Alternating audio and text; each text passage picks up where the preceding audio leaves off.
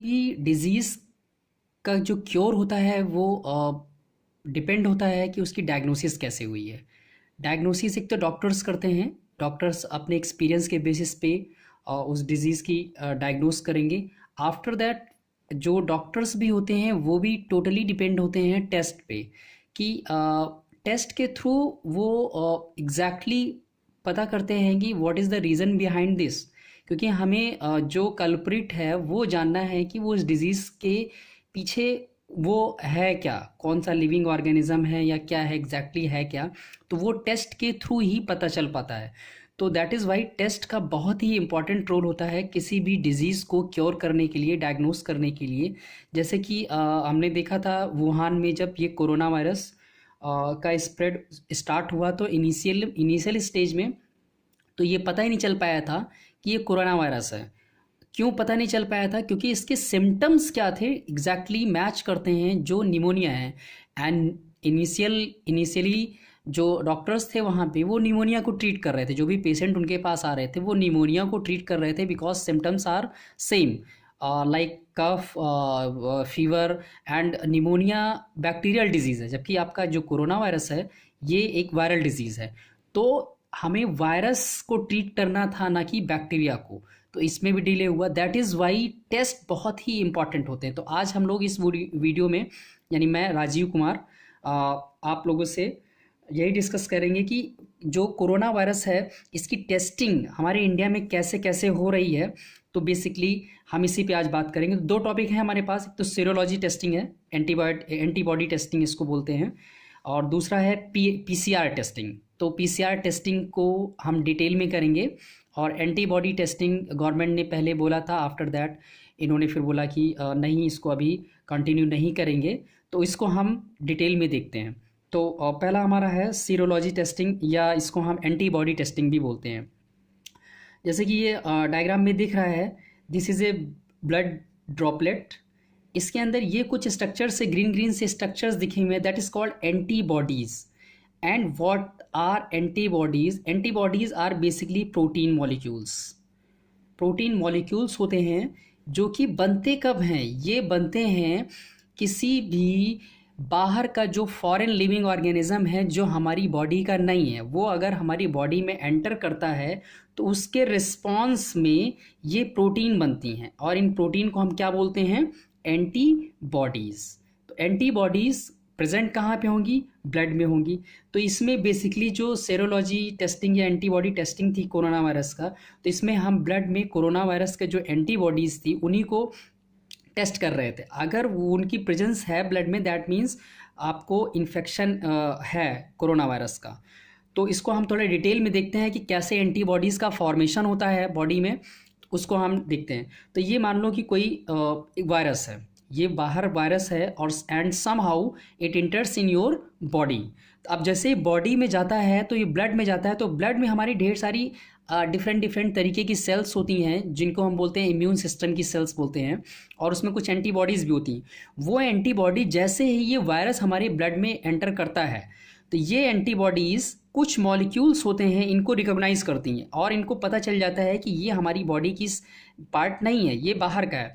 तो ये इनको रिकॉग्नाइज करके जो जो इम्यून सिस्टम की अदर सेल्स होती हैं उनको ऑर्डर करती हैं कि ये बाहर का पार्टिकल कोई आ गया है अंदर, और इसके अगेंस्ट हमें प्रोटेक्शन चाहिए। दैट इज़ वाई ये ढेर सारी एंटीबॉडीज़ का फॉर्मेशन करती हैं। अब यहाँ पे प्रॉब्लम ये होती है कि ये सारा प्रोसेस करने में, इन एंटीबॉडीज़ को बनाने में टाइम लग सकता है। टाइम कितना लग सकता है?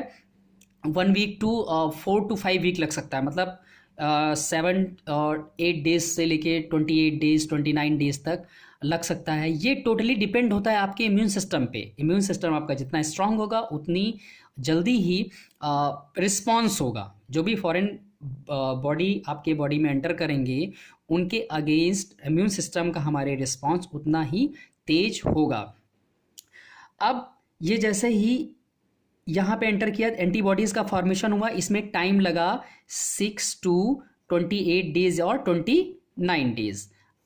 अब इस बीच में क्योंकि हम इसमें रिकॉग्नाइज क्या कर रहे हैं, हमने पहले ही बताया कि इसमें हम रिकॉग्नाइज करते हैं एंटीबॉडीज़ को, एंड एंटीबॉडीज़ बन रही हैं आपकी 6 to 28 days। That means before that जो टाइम पीरियड है इसमें एंटीबॉडीज़ नहीं हैं। तो अगर इसमें आप किसी ह्यूमन को जो कि कोरोना वायरस से इन्फेक्टेड है ऑलरेडी, अगर उसको टेस्ट करते हैं तो उसका रिजल्ट कैसा आएगा, निगेटिव आएगा, निगेटिव। जबकि वो है क्या, उसको इन्फेक्शन ऑलरेडी हो चुका है, बट वो निगेटिव, फॉल्स निगेटिव दिखाएगा, बिकॉज हम इसमें डायरेक्टली जो वायरस है उसको नहीं टेस्ट कर रहे हैं, हम टेस्ट किसको कर रहे हैं, एंटीबॉडीज़ को टेस्ट कर रहे हैं। दैट इज़ वाई इस पीरियड में अगर हम एक एग्जांपल लेके बात करते हैं 6 days में ही, मान लीजिए 1 days पे आपको फर्स्ट डेज में इन्फेक्शन हुआ और 1 से 6, तो ये जो आपका 6 days का ये टाइम पीरियड है, इस टाइम पीरियड में आप इस वायरस को आपके आसपास जो भी लोग हैं उनमें आप स्प्रेड इसको कर रहे हैं। दैट इज़ वाई ये जो टेस्टिंग है ये रिलायबल नहीं है, इसीलिए गवर्नमेंट ने इसको अभी फ़िलहाल मना कर दिया है। तो इसकी अगर हम बात करते हैं स्पीड की, तो स्पीड बहुत अच्छी है इसकी, मतलब आपको 2 to 3 मिनट में ही रिज़ल्ट मिल जाएगा। अवेलेबिलिटी की बात करते हैं तो अवेलेबिलिटी भी नॉर्मली है, जैसे कि प्रेगनेंसी किट होती है उसके थ्रू हम पता कर लेते हैं, तो ये नॉर्मली आप कर सकते हैं, अवेलेबिलिटी इसकी अच्छी है, कहीं पे भी कर सकते हैं। एक्यूरेसी की बात करते हैं, जो कि किसी भी टेस्ट के लिए मोस्ट इम्पॉर्टेंट होता है। एक टाइम भी हम मैनेज कर सकते हैं, अवेलेबिलिटी हम मैनेज कर सकते हैं, बट अगर वो एक्यूरेसी नहीं है तब यहाँ पे प्रॉब्लम होगी। तो एक्यूरेसी इसकी 25 to 30% है। दैट मीन्स अगर हम 100 लोगों को टेस्ट करते हैं, अगर सारे के सारे वो पॉजिटिव हैं तो वहाँ पे 25 to 30% लोगों का ही ये पॉजिटिव रिजल्ट दिखाएगा, और रिमेनिंग आपके अप्रॉक्सीमेटली 70% लोगों का ये फॉल्स नेगेटिव रिजल्ट दिखाएगा, जो कि इस जो टेस्ट है आपका एंटीबॉडी टेस्ट है इसका ये ड्रॉबैक है, इसीलिए इसको गवर्नमेंट ने मना कर दिया है। कुछ टेस्ट किट्स थी जो कि मंगाई गई थी चाइना से, और उनको कुछ हमारे स्टेट हैं जैसे राजस्थान है, उन्होंने इनिशियल स्टेज में टेस्ट किया, बट पाया कि फॉल्स नेगेटिव जो है बहुत ज़्यादा आ रहा है, तो इसको अभी फ़िलहाल बंद कर दिया गया है। अभी हमारी कंट्री में टोटली हम लोग डिपेंड हैं पीसीआर टेस्टिंग पे। तो पीसीआर टेस्टिंग को हम थोड़ा सा डिटेल में बात करेंगे। पीसीआर बेसिकली होता क्या है, पीसीआर टेस्टिंग होती क्या है, क्योंकि नाम तो बहुत हम लोगों ने सुन रखा है। तो PCR basically it is a machine. PCR stand for polymerase, P stand for polymerase chain, C stand for chain, and R stand for reaction। तो पॉलीमरेज चेन रिएक्शन टेस्टिंग। अब ये होता क्या है, तो basically it is a machine. ये एक machine होती है, जैसे कि आपने देखा होगा फोटोकॉपी मशीन। तो what is the function of photocopy machine? Photocopy machine के थ्रू हम, अगर हमारे पास किसी भी पेपर की एक कॉपी है तो उससे हम मिलियंस ऑफ कॉपी या हज़ारों कॉपी बना सकते हैं। सेम एग्जैक्टली वही फंक्शन होता है आपका पीसीआर का। पॉलीमरेज चेन रिएक्शन जो मशीन है इसका सेम फंक्शन होता है कि ये जेनेटिक मटेरियल जो होता है, दैट इज़ जेनेटिक मटेरियल, हम चाहे आरएनए ले लें या आपका डीएनए ले लें, आरएनए और डीएनए दोनों में से किसी को भी ये एम्पलीफाई कर सकता है। दैट मीन्स अगर आपके पास केवल सिंगल कॉपी है तो पीसीआर के थ्रू हम इसकी मिलियंस ऑफ कॉपी या थाउजेंड्स ऑफ कॉपी बना सकते हैं। ये एक बहुत ही रिवोल्यूशनरी स्टेप था। कैरी मुलिस साहब थे, इन्होंने इसकी डिस्कवरी की थी। ये बायोटेक्नोलॉजी और बायोलॉजी के फील्ड में बहुत ही इम्पॉर्टेंट मशीन है जिसका कि यूज़ किया जाता है। अब जो अभी हम कोरोना वायरस के लिए जो मशीन यूज़ कर रहे हैं वो थोड़ा सा डिफरेंट है पीसीआर से। तो पीसीआर नॉर्मल हो गई, पीसीआर टेस्टिंग दूसरी होती है रियल टाइम आरटीपीसीआर। इसका और इसका प्रिंसिपल दोनों का सेम है। दैट मीन्स दोनों के दोनों क्या करती हैं, जो जेनेटिक मटेरियल है इसका दोनों क्या करती हैं, एम्प्लीफिकेशन। दैट मीन्स जो क्वांटिटी है उसको इंक्रीज करती हैं, जेनेटिक मटेरियल की क्वांटिटी को इंक्रीज करती हैं। अब आप ये पूछोगे कि क्वांटिटी क्यों इंक्रीज करना है? क्वांटिटी इसलिए इंक्रीज करना है कि कहीं पे हमें अगर उसका एक एक ड्रॉप या बहुत कम अमाउंट में जेनेटिक मटेरियल मिलता है तो उससे हमें डायग्नोसिस करने में प्रॉब्लम होती है। तो इसलिए हमें उसके नंबर्स को इंक्रीज करना होता है फॉर बेटर डायग्नोसिस।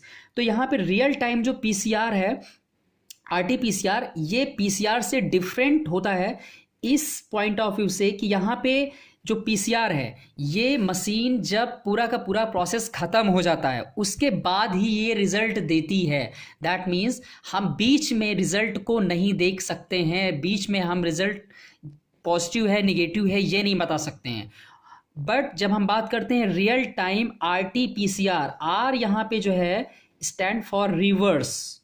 अभी हम रिवर्स की बात करेंगे कि रिवर्स क्या होता है, and T stand for transcription, transcription PCR. तो रिवर्स ट्रांसक्रिप्शन। अब ट्रांसक्रिप्शन आपको पता है कि what is the meaning of transcription. That means जब डीएनए होता है, जेनेटिक मटेरियल डीएनए से जब एमआरएनए का फॉर्मेशन होता है तो इस प्रोसेस को हम बोलते हैं ट्रांसक्रिप्शन। बट अगर ये प्रोसेस क्या हो जाए, रिवर्स हो जाए, दैट मीन्स एमआरएनए से डीएनए का फॉर्मेशन होने लगे, तब इसको हम क्या बोलते हैं, रिवर्स ट्रांसक्रिप्शन। एंड एमआरएनए से क्या बनता है आपका, प्रोटीन बनती है, तो इसको हम क्या बोलते हैं, ट्रांसलेशन, ट्रांसलेशन। तो यहां पे जो आरटीपीसीआर है इसका बहुत ही इंपॉर्टेंट रोल है। दो एक काम करती है ये, एक तो काम किया इसने real time. What is the meaning of real time, that is आप जब जो आपका टेस्ट है वो ऑनगोइंग है, उस ड्यूरिंग दैट हम रिजल्ट को एनालिसिस कर सकते हैं कि क्या हो रहा है एग्जैक्टली। स्क्रीन पे, कंप्यूटर स्क्रीन होती है, उसमें हम देख सकते हैं कि क्या हो रहा है, कॉपी इन जो नंबर्स हैं जेनेटिक मटेरियल की वो एम्प्लीफिकेशन हो रहा है कि नहीं हो रहा है ड्यूरिंग द रिएक्शन। बट जब पीसीआर की बात करते हैं तो यहाँ पे हम एंड में ही देख पाएंगे कि रिजल्ट पॉजिटिव था या निगेटिव था। रियल टाइम ये हो गया। RT reverse transcription, that means यहाँ पे आरएनए से डीएनए का फॉर्मेशन हो रहा है, जबकि जो नॉर्मल पीसीआर है ये आपका डीएनए से ही डीएनए की ढेर सारी कॉपी बना देगा। तो यहाँ पे हमें सबसे इंपॉर्टेंट यहाँ पे दो चीज़ें हैं। एक चीज़ हमें कि हमने रियल टाइम में क्या होता है ड्यूरिंग द रिएक्शन हम इसको एनालाइज कर सकते हैं। दूसरा रिवर्स ट्रांसक्रिप्शन, दैट मीन्स अगर हमारे पास जेनेटिक मटेरियल डीएनए नहीं है, एमआरएनए है या आरएनए है, देन हम क्या करेंगे, अगर आरएनए है तो उसको हम पहले डीएनए में कन्वर्ट कर लेंगे, देन डीएनए की हम क्या करवा देंगे, एम्प्लीफिकेशन करवा देंगे, जैसा कि हम वायरसेस के केस में करते हैं, एम्प्लीफिकेशन। क्योंकि जो जैसे कि बात करते हैं हम कोरोना वायरस की, तो कोरोना वायरस के पास single stranded RNA genetic material होता है। इसी जेनेटिक मटेरियल को हम पीसीआर में, जो आरटीपीसीआर है इसके थ्रू उसको डायग्नोज करते हैं। दैट इज वाई जो रियल टाइम पीसीआर टेस्ट है it is most reliable than antibody, क्योंकि एंटीबॉडी में हम डायरेक्टली उस वायरस को रिकॉग्नाइज नहीं कर रहे हैं, जबकि जो आरटीपीसीआर है इसमें हम डायरेक्टली वायरस की प्रेजेंस को डायग्नोज कर रहे हैं। तो अगर वायरस है आपकी बॉडी में तो हमको पता चल जाएगा। अब इसमें करते क्या है, प्रोसीजर क्या है, तो थोड़ा सा इसमें सैंपल्स देखेंगे हम। सैंपल क्या लेते हैं, सैंपल या स्पेसिमेन।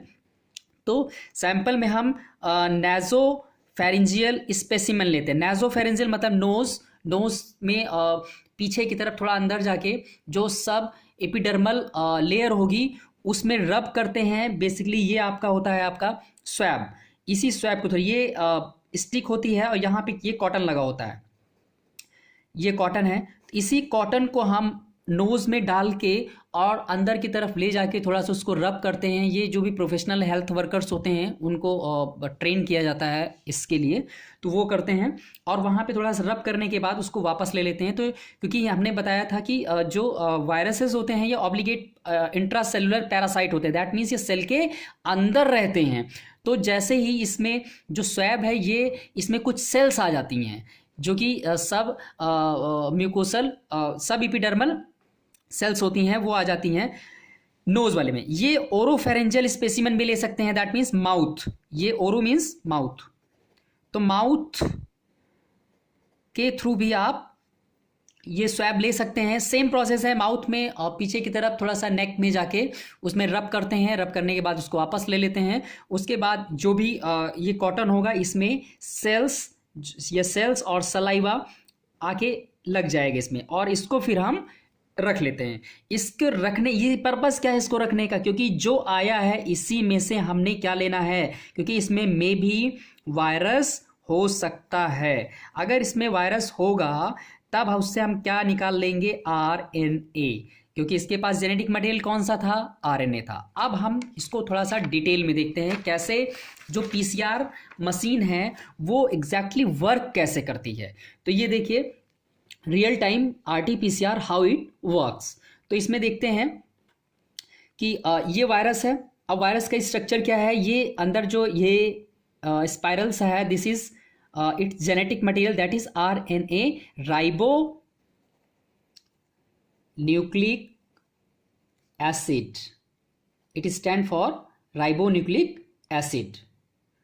ये इसका जेनेटिक मटेरियल है। एंड जेनेटिक मटेरियल ही एक तरीके से कह सकते हैं किसी लिविंग ऑर्गेनिज्म का, जैसे ब्रेन होता है हम लोगों का, सारा कमांड क्या करना है क्या नहीं करना, वैसे ही किसी लिविंग ऑर्गेनिज्म या सेल की बात करते हैं तो उसका जेनेटिक मटेरियल होता है। That means all the information related to that cell for their survival encoded in their genetic material. अब ये क्या होता है, जेनेटिक मटेरियल हो गया, इसकी कवरिंग होती है, ये न्यूक्लियर मेम्ब्रेन है एक तरीके से, न्यूक्लियर मेम्ब्रेन नहीं, ये जो जेनेटिक मटेरियल है इसकी कवरिंग होती है अंदर वाली, और इसके बाहर होती है फैटी एसिड मेम्ब्रेन होती है जो कि इसको प्रोटेक्शन प्रोवाइड करवाती है। और यहाँ पे ये स्पाइक प्रोटीन है, ये जो ग्रीन ग्रीन से स्ट्रक्चर्स दिख रहे हैं, these are spike proteins. Basically इनका फंक्शन ये होता है कि ये रिसेप्टर्स का फंक्शन करती हैं, work as a receptor for what, receptors, ये जो हमारी बॉडी की सेल्स होती हैं, ये हमारी बॉडी की सेल्स है, और ये आपका ये वायरस है। ये वायरस आएगा तो इसको जाना कहाँ पे है, हमारी बॉडी की सेल के अंदर जाना है। तो ये वायरस यहाँ पे हमारी मेम्ब्रेन से रिसेप्टर ये चिपकेगा, ये है यहाँ से ज्वाइंट हो जाएगा, बाइंड कर जाएगा, और बाइंड करने के बाद ये फ्यूज करेगा और अपना जेनेटिक मटेरियल इसके अंदर डाल देगा। इसके जेनेटिक मटेरियल जैसे ही अंदर डालेगा, ये इस सेल की मशीनरी को यूज करेगा अपने लिए इसकी ये जो सेल है इसकी मशीनरी को यूज करता है अपने एम्प्लीफिकेशन के लिए। अब देखिए यहाँ पे क्या हो रहा है कि ये जेनेटिक मटेरियल था, इसको हमने यहाँ पे निकाल लिया बाहर, ये है आपका आरएनए निकल आया।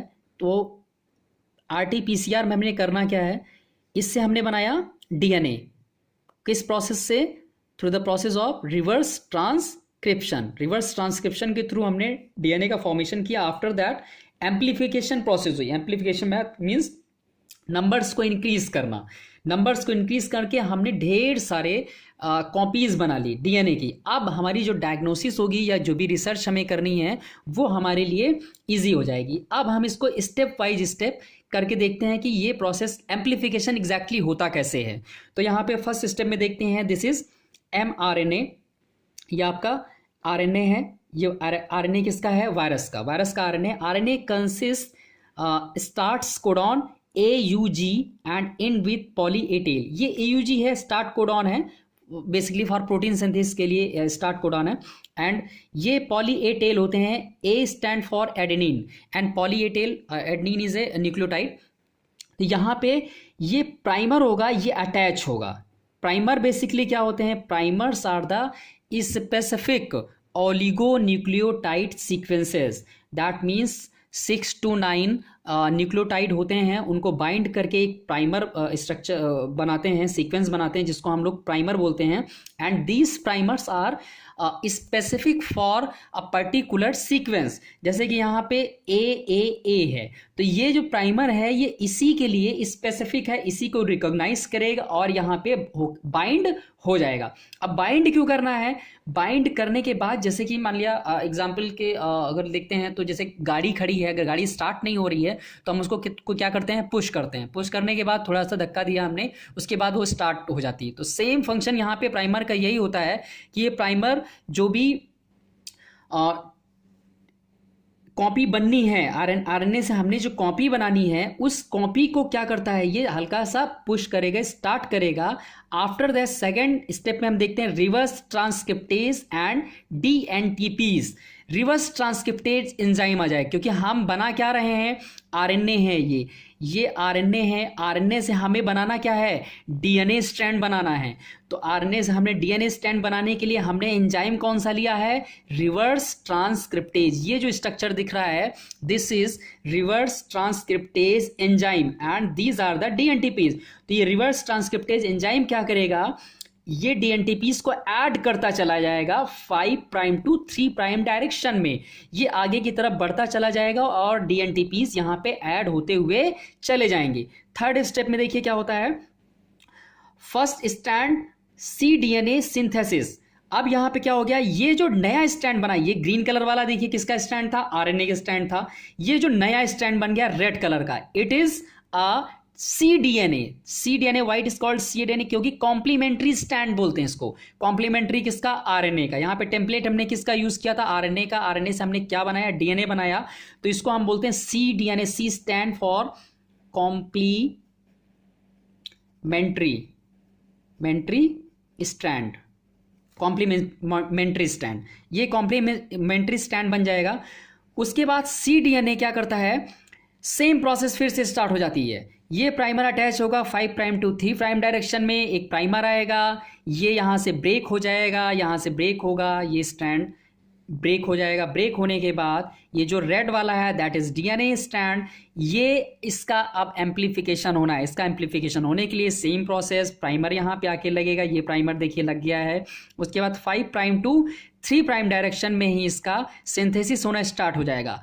और ये देखिए ये 5th स्टेप में ये एक रेड कलर का दिख रहा है एंड दूसरा एक कलर का दिख रहा है 3 प्राइम टू 5 प्राइम डायरेक्शन। ये आपका ओल्ड डीएनए स्टैंड था जिसकी हमने कॉपी की, जिसको एज ए टेम्पलेट यूज किया था, और इसकी एक कॉपी बन गई 5 प्राइम टू 3 प्राइम डायरेक्शन में। New strand, this is new strand. Again फिर से ये प्रोसेस फिर से अगेन होगी, और ये जो इसके बीच में बॉन्ड्स हैं दैट इज हाइड्रोजन बॉन्ड्स। ये हाइड्रोजन बॉन्ड्स होते हैं, हाइड्रोजन बॉन्ड्स, जो कि ये दोनों स्टैंड हैं इनको होल्ड करते हैं। ये hydrogen bond weak hydrogen bond होते हैं और ये ब्रेक हो जाते हैं। ब्रेक होने के बाद फिर से 2 स्टैंड बन जाएंगे। एक स्टैंड ऊपर वाला देखिए ये इधर आ गया है, जिसको हमने ओल्ड स्टैंड बोला है, और ये नीचे वाला स्टैंड इधर आ गया है ब्रेक होके, ये भी ओल्ड स्टैंड है। ये अगेन फिर से अपनी कॉपी बनाएगा। ये न्यू स्टैंड बन गया, ये फिर से न्यू स्टैंड इसका कॉपी बन गया। ये फिर से ब्रेक होगा, इसके बीच में बॉन्ड्स हैं, ये बॉन्ड्स हैं, ये बॉन्ड फिर से ब्रेक होंगे। यहाँ पे इधर भी सेम प्रोसेस होगी। ये बॉन्ड्स हाइड्रोजन बॉन्ड, ये हाइड्रोजन बॉन्ड अगेन ब्रेक होंगे और फिर से ये कॉपी बनाएगा।